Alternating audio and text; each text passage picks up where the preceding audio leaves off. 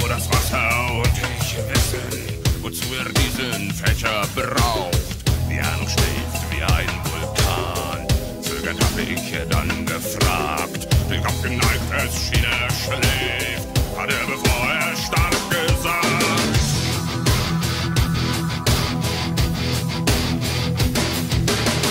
Das Wasser soll dein Spiegel sein. Erst wenn es glatt ist, wirst du sehen, wie viel Märchen dir noch bleibt. Und um Erlösung wirst du flehen.